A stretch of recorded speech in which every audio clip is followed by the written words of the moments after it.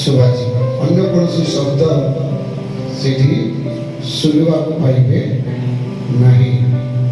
এই ଜଗତରେ ଥିବା ସମୟରେ ନାନା ପ୍ରକାର ବିଷୟ ଆପଣ ଶୁଣିବେ, କିନ୍ତୁ ସ୍ୱର୍ଗୀୟ ଭାଷା ହେଉଛି ହାଲେଲୁୟା, ପ୍ରେଜ୍ ଦ ଲର୍ଡ। ପ୍ରଭୁ ଆମ ସମସ୍ତଙ୍କୁ ଆଶୀର୍ବାଦ କରନ୍ତୁ। ଗୀତ ସଂହିତା 121 ପର୍ବ ତାର 1 ପଦରେ ଆମେ ଦେଖୁଛୁ ଏବଂ 2 ପଦରେ ଦେଖୁଛୁ, ମୁଁ ପର୍ବତ ଆଡ଼େ ଉର୍ଦ୍ଧ୍ୱ ଦୃଷ୍ଟି କରିବି, କେଉଁଠାରୁ ମୋହର ସାହାଯ୍ୟ ଆସିବ? ମୋହର ସାହାଯ୍ୟ ସଦାତ୍ମର ଆସେ, ସେ ଆକାଶ ଓ ପୃଥିବୀ ନିର୍ମାଣ କଲେ। ତ এই ଜାଗାରେ ଆମେ ଯେତେବେଳେ ଦେଖୁଛୁ ଯେ ପ୍ରଭୁ ପର ଭକ୍ତ ସେ କହୁଛନ୍ତି, ମୁଁ ପର୍ବତ ଆଡ଼େ ଉର୍ଦ୍ଧ୍ୱ ଦୃଷ୍ଟି କରିବି, କେଉଁଠାରୁ ମୋର ସାହାଯ୍ୟ ଆସିବ? ସେ ସାହାଯ୍ୟ ପାଇଁ ପର୍ବତ ଆଡ଼କୁ ଉର୍ଦ୍ଧ୍ୱ ଦୃଷ୍ଟି କରୁଛନ୍ତି, ଆଉ ସେ ଜାଣିପାରୁଛନ୍ତି ମୋର ସାହାଯ୍ୟ ସଦାପ୍ରଭୁ ଆସେ, ଯେ ସ୍ୱର୍ଗ ଏବଂ ପୃଥିବୀକୁ ନିର୍ମାଣ କରିଅଛନ୍ତି। ଆଜିର ଏହି ରବିବାର ଉପାସନାରେ ବହୁତ କମ୍ ସମୟ ଭିତରେ ମୁଁ ଆପଣମାନଙ୍କ ମଧ୍ୟରେ ରଖିବି। ପ୍ରଭୁ ଯୀଶୁ ଖ୍ରୀଷ୍ଟ এই ଜଗତରେ ଥିବା ସମୟରେ 4 ଥର ସ୍ୱର୍ଗ ଆଡ଼େ ଉର୍ଦ୍ଧ୍ୱ ଦୃଷ୍ଟି କରିଛନ୍ତି। ହାଲେଲୁୟା। ପ୍ରଭୁ ଯୀଶୁ 4 ଥର ସ୍ୱର୍ଗ ଆଡ଼େ ଉର୍ଦ୍ଧ୍ୱ ଦୃଷ୍ଟି କରିଥିବାର ବିଷୟ ଆମେ ଦେଖିବାକୁ ପାଉଛୁ। ବାଇବେଲରେ ପ୍ରଭୁ ଯୀଶୁ ଖ୍ରୀଷ୍ଟ 4 ଥର ସ୍ୱର୍ଗ ଆଡ଼େ ଉର୍ଦ୍ଧ୍ୱ ଦୃଷ୍ଟି କରିବା ବିଷୟ ଦେଖୁଛୁ। ଏଠି ମଧ୍ୟ ଭକ୍ତ ଦାଉଦ ସେ ଉର୍ଦ୍ଧ୍ୱକୁ ସେ ଦୃଷ୍ଟି କରିଥିବା ବିଷୟ ଦେଖୁଛୁ ଏବଂ ସାହାଯ୍ୟ ସେ ଲଢୁଛନ୍ତି, ଆଉ ସେ ସାହାଯ୍ୟ ସଦାପ୍ରଭୁ ଆସିବ, ଯେ ଆକାଶ ଏବଂ ପୃଥିବୀ ନିର୍ମାଣ କରିଅଛନ୍ତି। ଯୀଶୁ ଖ୍ରୀଷ୍ଟ ମଧ୍ୟ এই ଜଗତ ମଧ୍ୟରେ ଥିବା ସମୟରେ ସେ କ'ଣ କରିଥିଲେ? ସ୍ୱର୍ଗ ଆଡ଼େ ଉର୍ଦ୍ଧ୍ୱ ଦୃଷ୍ଟି କରିଥିଲେ। ତ ଅତି ସଂକ୍ଷିପ୍ତ ଭାବରେ ଆମେ ଧ୍ୟାନ କରିବାକୁ ଯିବା, ପ୍ରଭୁ ଯୀଶୁ ଖ୍ରୀଷ୍ଟ କେଉଁ କେଉଁ ସ୍ଥାନରେ ସ୍ୱର୍ଗ ଆଡ଼େ ଉର୍ଦ୍ଧ୍ୱ ଦୃଷ୍ଟି କରିଛନ୍ତି ଏବଂ କେଉଁ ପରିସ୍ଥିତିରେ ସେ ଦୃଷ୍ଟିପାତ କରିଛନ୍ତି, ସେଇ ବିଷୟ ଆମେ ଚିନ୍ତା କରିବା। ତ ଆପଣମାନେ ପାଇପାରିବେ ମାର୍କର ଯୀଶୁ ସମାଚାର 6 ଅଧ୍ୟାୟ 41 ପଦରେ ସେ ସ୍ଥାନରେ ପ୍ରକାର ଲେଖାଯାଇଅଛି, ପରେ ଯୀଶୁ সেই 5ଟି ରୋଟି ଓ 2ଟି ମାଛ ଘେନି ସ୍ୱର୍ଗ ଆଡ଼େ ଉର୍ଦ୍ଧ୍ୱ ଦୃଷ୍ଟି କରି ଆଶୀର୍ବାଦ କଲେ ଏବଂ ରୋଟି ଗୁଡ଼ିକୁ ଭାଙ୍ଗି ଲୋକମାନଙ୍କୁ ପରିବେଷଣ କରିବା ନିମନ୍ତେ ଶିଷ୍ୟମାନଙ୍କୁ ଦେବାକୁ ଲାଗିଲେ। ପୁଣି ସେଇ 2 ମାଛ ସେ ସମସ୍ତଙ୍କ ମଧ୍ୟରେ ଭାଗ କରିଥିଲେ। ସେଥିରେ ସମସ୍ତେ ଭୋଜନ କରି ତୃପ୍ତ ହେଲେ, ଆଉ ସେମାନେ ଭଙ୍ଗା ରୁଟି ଉଠାଇ 12 ଟୁକରେ ଭର୍ତ୍ତି କଲେ ଏବଂ ମାଛରୁ ମଧ୍ୟ କିଛି କିଛି ଗୋଟାଇଲେ। ତ এই ଜାଗାରେ ଆମେ ଯେତେବେଳେ ଦେଖୁଛୁ ପ୍ରଭୁ ଯୀଶୁ ଖ୍ରୀଷ୍ଟ ଲୋକମାନେ ଭୋକିଲାରେ ଅଛନ୍ତି, ମିଟିଂ ଆଟେଣ୍ଡ କରିଛନ୍ତି, ଖାଇବାକୁ ସେମାନଙ୍କୁ ଆବଶ୍ୟକ ପଡୁଛି, ଆଉ ଖାଇବା ପାଇଁ ଆମେ ଯେତେବେଳେ ଦେଖୁଛୁ ଯେ ଲୋକମାନଙ୍କୁ ଖାଇବା ପାଇଁ ଦେବା ପାଇଁ ଯୀଶୁଙ୍କର ଇଚ୍ଛା ଅଛି, ଆଉ ସେ ସ୍ଥାନରେ ଆମେ ଦେଖୁଛୁ ଗୋଟିଏ ଛୋଟ ପୁଅ ପାଖରେ 5ଟି ରୋଟି ଏବଂ 2ଟି ମାଛ ଅଛି। ମୋର ପ୍ରିୟ ଲୋକମାନେ, ଏ 5ଟି ରୋଟି 2ଟି ମାଛ ଗୋଟିଏ ସାନ ପିଲାର ଖାଦ୍ୟ ଥିଲା, କିନ୍ତୁ ସେଠି ଭୋକିଲା ରହିଥିବା ଲୋକମାନଙ୍କର ସଂଖ୍ୟା 5000 ଲୋକ ଅଛନ୍ତି। ବାଇବେଲ କହୁଛି ତ 5000 ପୁରୁଷ ଥିଲେ ବୋଲି କୁହାଯାଉଛି। ଯଦି ପିଲା ଅଛନ୍ତି ମାନେ ଆଉ କେତେ ପିଲା ମଧ୍ୟ ଥିବେ, ଯଦି ପିଲାମାନେ ଅଛନ୍ତି ତ ନିଶ୍ଚୟ ମା ମଧ୍ୟ ଥିବେ, ଅଧିକ ସଂଖ୍ୟକ ଥିବ। ତ ଧରିନିଅ 5000 ଲୋକ ସଂଖ୍ୟାକୁ ଆମେ ଧରିବା। ଯଦି ଚିନ୍ତା କରନ୍ତୁ 5000 ଲୋକ ପାଞ୍ଚଟି ରୁଟି ଦୁଇଟି ମାଛ ସେମାନଙ୍କ ପାଇଁ ଯଥେଷ୍ଟ କି? ଏ ଖାଦ୍ୟ ଗୋଟିଏ ଛୋଟ ବାଳକର ଖାଦ୍ୟ ଥିଲା। କିନ୍ତୁ ମୋର ପ୍ରିୟ ଲୋକମାନେ ସେଠି ସମସ୍ତଙ୍କୁ ଖାଇବାକୁ ଦେବା ପାଇଁ ଅଭାବ ଅଛି। ସେ ପାଞ୍ଚଟି ରୁଟି ଦୁଇଟି ମାଛ ସେମାନଙ୍କ ପାଇଁ ଯଥେଷ୍ଟ ନାହିଁ। ଗୋଟେ ଛୋଟ ବାଳକର ଖାଦ୍ୟ ଅଛି। କିନ୍ତୁ ମୋର ପ୍ରିୟ ଲୋକମାନେ এই স্থাନରେ প্রভু ଯୀଶୁଙ୍କର ଇଚ୍ଛା ଅଛି ଯେ ସେମାନଙ୍କୁ ଖାଇବାକୁ ଦେବା ପାଇଁ। କାହାକୁ ଭୋକିଲା ପଠେଇବାକୁ ଚାହୁଁନାହାନ୍ତି। ସମସ୍ତଙ୍କୁ ଭୋଜନ କରେଇକି ଆପଣା ଆପଣା ଗୃହକୁ ପଠେଇବା ପାଇଁ ଚାହୁଁଛନ୍ତି। କିନ୍ତୁ ସେହି ସମୟରେ ମୋର ପ୍ରିୟ ଲୋକମାନେ সেই ଅଭାବ ଅବସ୍ଥା ସମୟରେ ପ୍ରତିକୂଳ ପରିସ୍ଥିତି ସମୟରେ এই ଜାଗାରେ ଆମେ ଯେତେବେଳେ ଦେଖୁଛୁ ପ୍ରଭୁ ଯୀଶୁ ଖ୍ରୀଷ୍ଟ ପାଞ୍ଚଟି ରୁଟି ଦୁଇଟି ମାଛକୁ ଘେନିକି ସ୍ୱର୍ଗ ଆଡ଼େ ଉର୍ଦ୍ଧ୍ୱ ଦୃଷ୍ଟି କରିଥିଲେ। ହାଲେଲୁୟା। ମୋର ପ୍ରିୟ ଲୋକମାନେ ସ୍ୱର୍ଗ ଆଡ଼େ ସେ ପାଞ୍ଚଟି ରୁଟି ଦୁଇଟି ମାଛକୁ ଯୀଶୁ ସ୍ୱର୍ଗ ଆଡ଼େ ଉର୍ଦ୍ଧ୍ୱ ଦୃଷ୍ଟି କଲେ।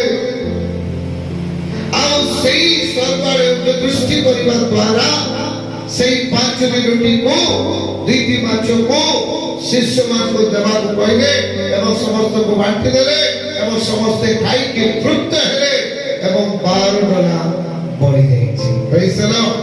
ମୋର ପ୍ରିୟ ଲୋକମାନେ এই ଅଭାବ ସମୟରେ ଯାହା ବି ତାଙ୍କ ହସ୍ତରେ ଥିଲା ତାହା ସ୍ୱର୍ଗ ଆଡ଼େ ଦୃଷ୍ଟି କରିଲେ। ଠିକ୍ ମୋର ପ୍ରିୟ ଲୋକମାନେ ଆମର ଅଭାବ ସମୟରେ ଆମର ଅଭାବ ଜରୁରତ ଆବଶ୍ୟକ ସମୟରେ ପ୍ରଭୁ ଯୀଶୁ ଖ୍ରୀଷ୍ଟ ସ୍ୱର୍ଗ ଆଡ଼େ ଉର୍ଦ୍ଧ୍ୱ ଦୃଷ୍ଟି କରିଛନ୍ତି। ହାଲେଲୁୟା। ଆପଣ ଭାବୁଥିବେ ମୋ ପାଖରେ ଯାହା ଅଛି ତାହା ମୋ ପାଇଁ ଯଥେଷ୍ଟ ନୁହେଁ, ଆହୁରି ଆବଶ୍ୟକତା ଅଛି। କିନ୍ତୁ ସେ ଅଭାବକୁ ପୂରା କରିବା ପାଇଁ ପ୍ରଭୁ ଯୀଶୁ ଖ୍ରୀଷ୍ଟ ସ୍ୱର୍ଗ ଆଡ଼େ ଉର୍ଦ୍ଧ୍ୱ ଦୃଷ୍ଟି କରିଛନ୍ତି। ପ୍ରେଜ୍ ଦ ଲର୍ଡ। ତ ପ୍ରଥମ ବିଷୟ এই যে ପାଞ୍ଚଟି ଦୁଇଟି ମାଛକୁ ନେଇକି ଯୀଶୁ ସ୍ୱର୍ଗ ଆଡ଼େ ଉର୍ଦ୍ଧ୍ୱ ଦୃଷ୍ଟି କଲେ ଏବଂ ସେ 5000 ଲୋକମାନଙ୍କର ଅଭାବକୁ ଦୂର କଲେ ଏବଂ ସମସ୍ତଙ୍କୁ ଖାଇବାକୁ ସେ ଦେଇଥିଲେ। ଆଜି ସେଇ ପ୍ରଭୁ ଆପଣଙ୍କର ଅଭାବ ସମୟ ମଧ୍ୟରେ ସେ ସ୍ୱର୍ଗ ଆଡ଼େ ଉର୍ଦ୍ଧ୍ୱ ଦୃଷ୍ଟି କରି ଆପଣଙ୍କୁ ମଧ୍ୟ ଆଶୀର୍ବାଦ କରିବା ପାଇଁ ଆମମାନଙ୍କ ମଧ୍ୟରେ ସେ ଉପସ୍ଥିତ ଅଟନ୍ତି। ହାଲେଲୁୟା। ଦ୍ୱିତୀୟ ବିଷୟ ଆମେ ଚିନ୍ତା କରିବା ମାର୍କ ତାର 7 ଅଧ୍ୟାୟ 34 ପଦ। 34 ପଦ। ଆଉ ସ୍ୱର୍ଗ ଆଡ଼େ ଉର୍ଦ୍ଧ୍ୱ ଦୃଷ୍ଟି କରି ଦୀର୍ଘ ନିଶ୍ୱାସ ପକାଇ ତାହାକୁ କହିଲେ ପିବ ପଥ ଅର୍ଥାତ୍ ପିଟିଯା। এই জায়গায় ମଧ୍ୟ প্রভু যীশু খ্রিস্ট স্বর্গ আড়ে উর্ধ্ব দৃষ্টি করি দীর্ঘ নিঃশ্বাস পকাই তাকে কহিলে ইফপ্ততা অর্থাৎ ফিটি যা। অর্থাৎ এই জায়গায় আপনি যেতবেলে দেখিবে জনে মূক এবং বধির লোকটি ଅଛି। ଆଉ ସେ ମୂକ ବଧିରକୁ ନେଇକି ଆସୁଛନ୍ତି। ଯୀଶୁ ତାଙ୍କ ଉପରେ ହାତ ଥୋଇକି ବାପା ବିନତି କରୁଛନ୍ତି। କିନ୍ତୁ ଯୀଶୁ ଲୋକ ମଧ୍ୟରେ ଅନ୍ତର ଏକାକି ଘେନି ଯାଇ ଦୁଇଟି କାନରେ ଆପଣା ଅଙ୍ଗୁଳି ଦେଲେ ଏବଂ ଛେପ ପକାଇ ତାର ଜୀବକୁ ଛୁଇଁଲେ। ଆଉ ସ୍ୱର୍ଗ ଆଡ଼େ ଉର୍ଦ୍ଧ୍ୱ ଦୃଷ୍ଟି କରି ଦୀର୍ଘ ନିଶ୍ୱାସ ପକାଇ ତାଙ୍କୁ କହିଲେ ଇଫପ୍ତତା ଅର୍ଥାତ୍ ଫିଟି ଯା। ମୋର ପ୍ରିୟ ଲୋକମାନେ এই ଜାଗାରେ ମଧ୍ୟ ଯେତେବେଳେ ଆମେ ଦେଖୁଛୁ যে কোন পরিস্থিতিতে যীশু স্বর্গ আড়ে উর্ধ্ব দৃষ্টি করুଛନ୍ତି। ଏଇଠି ଜଣେ ମୂକ ବଧିର ହଣା ଲୋକଙ୍କୁ ନିମନ୍ତେ ପ୍ରଭୁ ଯୀଶୁ ଖ୍ରୀଷ୍ଟ ସ୍ୱର୍ଗ ଆଡ଼େ ଉର୍ଦ୍ଧ୍ୱ ଦୃଷ୍ଟି କରୁଛନ୍ତି।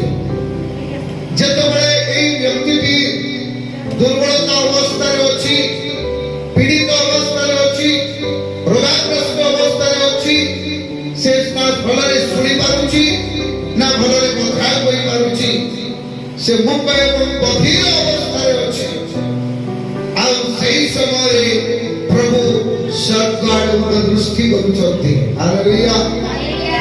ଆଉ ସେ ଦୀର୍ଘ ନିଶ୍ୱାସ ପକାଇ गप अर्थात फिटी जाओ से बोलছো मोर प्रिय लोक माने जतबेले आपण जदि कोनोसी रोगर परिस्थिति रे अछंती कोनोसी रोग आपनक शरीर मध्ये अछि कोनोसी दुर्बलता आपनक जीवन जदि अछि ताले प्रभु यीशु ख्रीस्ट आपनक मात्र से स्वर्ग दृष्टि करी सुस्थता करबा पई से प्रस्तुत अटନ୍ତି समस्त कहवा हालेलुया हालेलुया तेणु प्रभु केवल हमर अभाव समय रे से स्वर्ग दृष्टि करछथि ताहा नुहे आमनकर दुर्बलता आमनकर रोग समय मध्ये से स्वर्ग दृष्टि करबा पई एबे मध्ये प्रस्तुत से अटନ୍ତି हालेलुया से अटନ୍ତି आ गोटे स्थान रे आपण देखिबा यीशु स्वर्ग आड़े दृष्टि करुछथि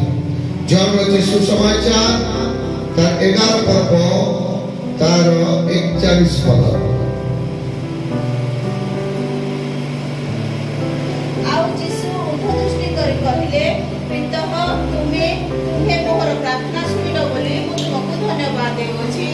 ए जगह रे हमने देखुछु लाजर पीड़ित अवस्था रे थिले यीशु को खबर दिया गला यीशु आउरी विलंब करिके से आसिले सेतबेले लाजर कबर मध्य अछि यीशु कबर मध्य पहुंचीबा समय रे 4 दिन बीती गलानी आउ सेतबेले मार्था कहउछंती गुरु तुमे जदि रहिथिले मो भाई मरि न जाता यीशु तान कहले तुमे जदि विश्वास करूछ ताले से मध्य से बचिबो से कहले से पुनरुत्थान दिन निश्चय से उठिबो किंतु प्रभु यीशु कहले मो पुनरुत्थान हो जीवन आई प्रकार से कहले अजतोले सेही कबर मध्य को प्रभु यीशु जाउछथि समस्त रोदन करुछथि क्रंदन अवस्था रे अछथि आ सेही समय सेही पत्थर हटेबा पे जतले कहउछथि दुर्गंध यीशु कहले पत्थर हटाओ पत्थर हटे आ यीशु कोन कहले सिद्धि देखा जाउछि यीशु ऊर्ध्व दृष्टि करी कहले अर्थात प्रभु ऊर्ध्व दृष्टि कले पिता तुमे मोर प्रार्थना सुनिले बोली मो तुमको धन्यवाद देबोछि तुमे जे सर्वदा मोर प्रार्थना सुनि था या मो जानिथिली किंतु जो लोक समय चतुर्दिग रे ठिया होथिले ते मते प्रण करिछ बोली से माने जे विश्वास करिवे एतिबे से मान कहे तो मो या कहिनी से आ कहि उच्च स्वर डाकी कहले लाजर बाहरी आस आ मृत लोकटी बाहरी आसिला तार हाथ एवं पाद समाधि स्पर्श रे बंधा होइतिला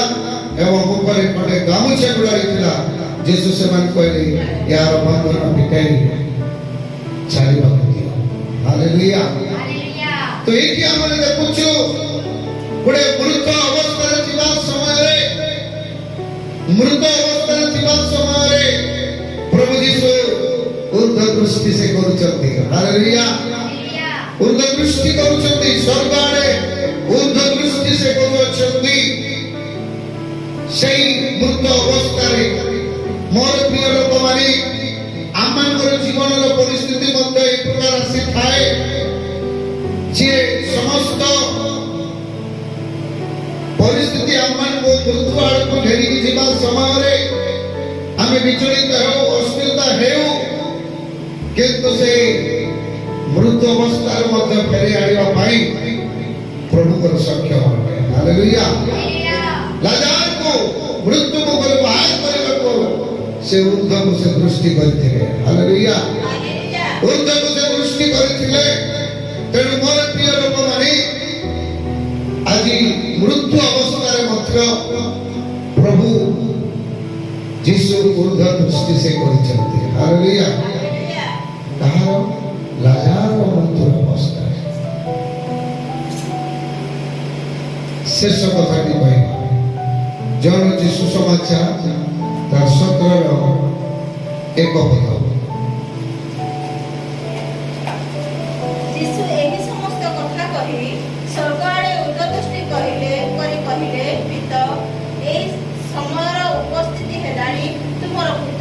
ମହିମାନ୍ୱିତ କର ଯେପରି ପୁତ୍ର ତୁମକୁ ମହିମାନ୍ୱିତ କରନ୍ତି। এই স্থাନରେ যিশু এই সমস্ত কথা কই সর্বকালে উদ্দেশ্য কইলে ভিতর সময় উপস্থিত হেলানি তোমার পুত্রକୁ মহিমান্বিত কর যেপরি তোমার পুত্র তোমাকে মহিমান্বিত করি অଛନ୍ତି। এইটি প্রভু যীশু খ্রিস্ট সে সর্বকালে উদ্দেশ্য করিকি সে কହୁଛନ୍ତି কোন পাই মোর প্রিয় মানে এই 17 অধ্যায়ে प्रभु यीशु ख्रिस्ट एक महाजाजकर प्रार्थना से करुछन्ते। हालेलुया। एक मध्यस्थीर प्रार्थना से करुछन्ते। पूरा अध्याय जदि पढ़िबे आपण भल भाबरे बुझि पारिबे।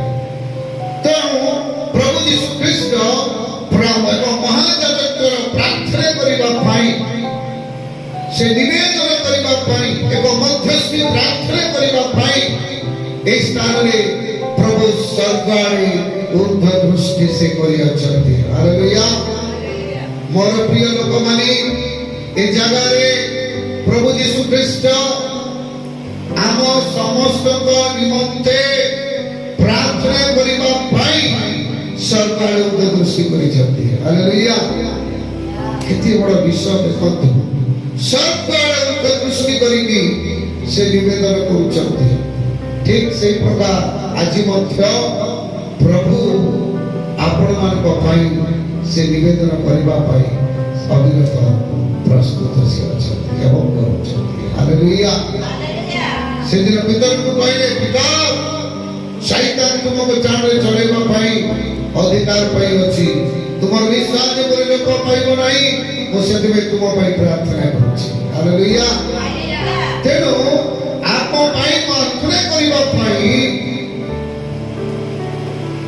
से सरकार उद्देश्य करिछन्ति। हालेलुया। तेणु ए जगह हम देखुछु प्रभु यीशु ख्रिस्ट हमर अभाव समय रे सरकार उद्देश्य करिछन्ति। हालेलुया। प्रभु यीशु ख्रिस्ट दुर्बल एवं रोगाग्रस्त समय रे से सरकार उद्देश्य करिथिले। हमर मृत्यु अवस्था रे मध्य से स्वर्ग उपदृष्टि करबा पाई से प्रस्तुत एवं हम समस्त को पाई निवेदन करबा पाई से स्वर्ग ऊर्ध्व दृष्टि से करिछन्ति। हालेलुया। प्रिय लोक माने एक प्रकार प्रभु यीशु ख्रिस्ट चारिथर से स्वर्ग ऊर्ध्व दृष्टि से करिछन्ति। यीशु जति आमन को पाई आमन को आवश्यक पाई आमन को प्रयोजन पाई आमर उत्तमता पाई यीशु सरकार दृष्टि यदि करि पारिछन्ति ताले आपण निज पाई सरकार दृष्टि करिवे नाही कि आपण निजे प्रभु का दृष्टि करिवे नाही कि आसतु आखि को बात करिबा प्रभु को पाखरे समर्पण करिबा। प्रभु यीशु ख्रिस्ट ए जगत रे थिबा समय चारिथर सरकार